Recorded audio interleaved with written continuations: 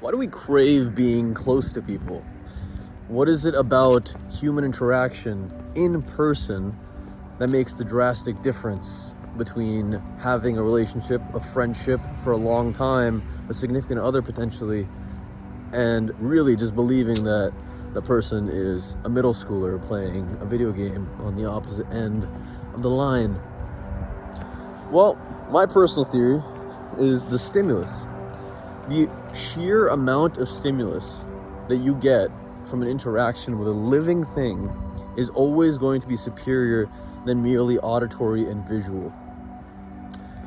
Meaning, a FaceTime call is a little bit different than being in the same room as an individual, as a person, as a soul.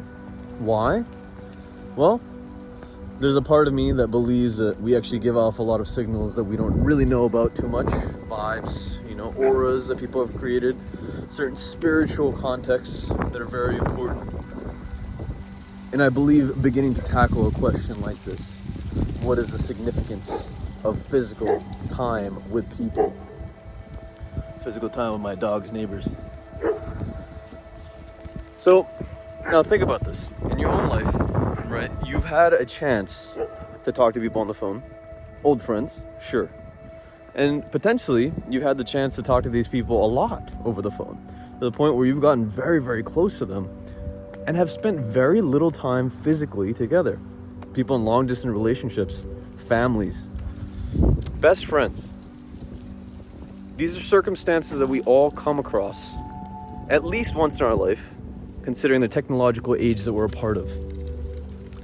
Now, I had a terrible conception of technology prior to actually getting onto this social media stuff and playing some more video games and trying to socialize online. Because I've always felt that spending time with people physically in close proximity, the body language, the facial cues, the jokes, the awkwardness, all of that plays into strengthening, in my opinion, the relationships and the interactions. When you think about the relationships that you have in your life, a lot of them you can boil down to very specific memories.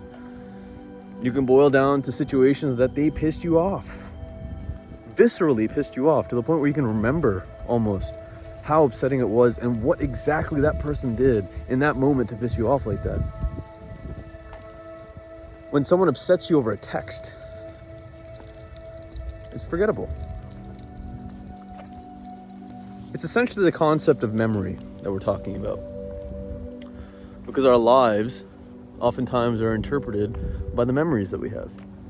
I imagine if some alien came to this world and was looking for the human condition, memories would be what they would tap into in order to access the emotionality, the soul of us.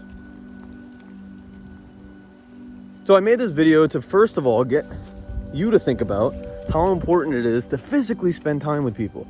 Your friends, your family. How important it is that when you're there, to utilize that time. And secondly, think about what it is in your life that limits this interaction. So I moved to Ohio recently. I'm walking around my new neighborhood. I'm incredibly blessed to be here. And I don't have any friends here. I don't have any friends at all. And I'm someone that prides myself in having relationships that matter to me. So I've had to kind of figure out a strategy to avoid being that guy that says, I'm the new guy here. And listen, I don't know anything about this place. Because I want to know. I want to walk the streets. I want to get to know the people that are in charge. I want to see if they're thinking like I'm thinking. I want to see if I can help them. It's my conception of community really that's causing me to have this drive to go and find new things, new ways to associate with people. And I went to a meetup. I went to a real estate meetup recently. Would recommend checking out if you have any interest in investing in real estate. And I got to meet some really cool people.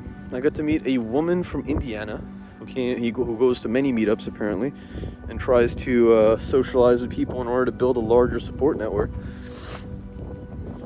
And this woman said to me something, which is the reason I'm making this video. She said to me that I love being around people. It actually motivates me, it excites me. And the classic thought that comes to mind is introverted versus extroverted. Sure, I would imagine this on a spectrum. This woman is probably more extroverted. She said that when I spend time alone, I'm a little bit more docile, lower energy. So she enjoys the ability to go and physically spend time with people. She has a family, but still, for some reason, a human soul feels good to her. And I don't think she's alone, because in that moment, it felt good to me too. And I believe that the reason she told me this was because I was able to humanize her. In a sense that you go to these things with an agenda. Many people do.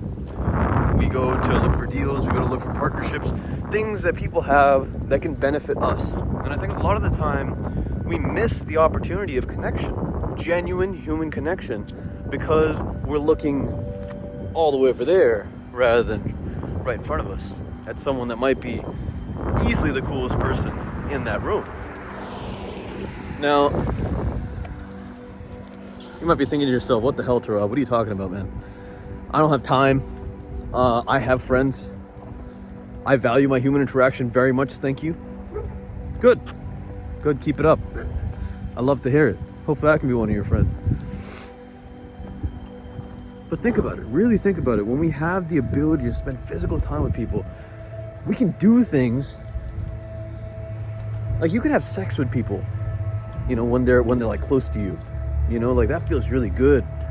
But you can also have a psychological connection with someone. You can have almost a spiritual bond. There's been times in my life where I've sat with people in a room and had such a deep conversation that I felt like my ego didn't exist. Musicians sitting in the room jamming with one another, literally avoiding thinking about their own technicality and trying to fit as best they can into what everyone else around them is doing. Raw communication. There's something about the human soul, I believe, that requires this. And I think our life satisfaction comes down to how many interactions we have that make us feel like we're there, like our presence matters. You know, making these videos, for instance, so I can look at the screen, or apparently I can look you right in the eyeballs. Now, you feel a difference, right? When I'm looking over here versus when I'm looking at you. Now, this eye contact thing, I came across someone saying that eye contact is very important for human beings. It's actually very important for almost every animal. In fact, our eyeballs are the first thing to develop as creatures, as living things on this planet, besides our organelles and all of that. Our organs, our eyeballs, the ability to see matters, but the ability to be seen matters. In fact, if you think about it, imagine going throughout your day and no one looks at you.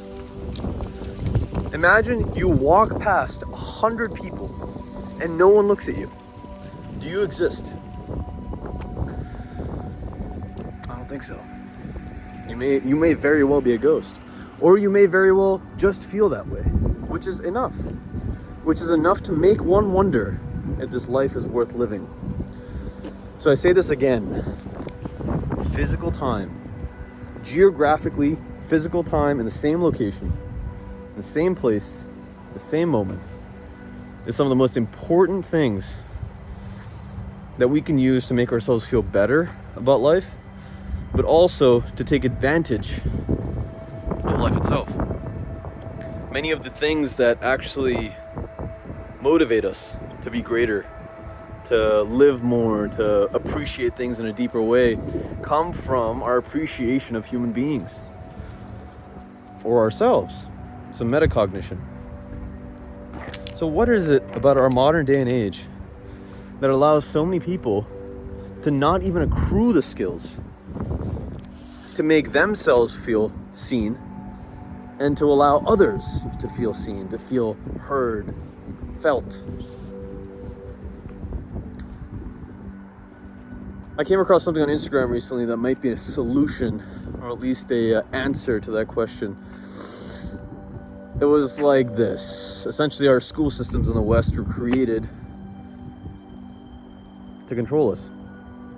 And this is not some sort of weird conspiracy theory. It's literally just, I mean, imagine you have a bunch of savages hanging around in a village, and their first tendency is to go and kill and loot and procreate. Okay, how do you control those people? How do you control something that's just as strong as you, just as smart as you? Creating systems that allow them to believe that they're not that. My friend, if you got to this point in the video, I'm here to tell you that whatever the hell you want in this life, you can get it. But you won't know what you want until you feel seen. Smash that thumbs up button for me. It helps a lot. Throw me a comment. Let me know if the words that I say touch your soul. I'm curious. And if you have some time, if I have some time, check out this video. The human consciousness, something that has developed over hundreds, thousands of years, is something we should explore. It reflects us. Perhaps this video will allude to some of that. Anyway, actualize your potential, my friend. The world needs you. Take care.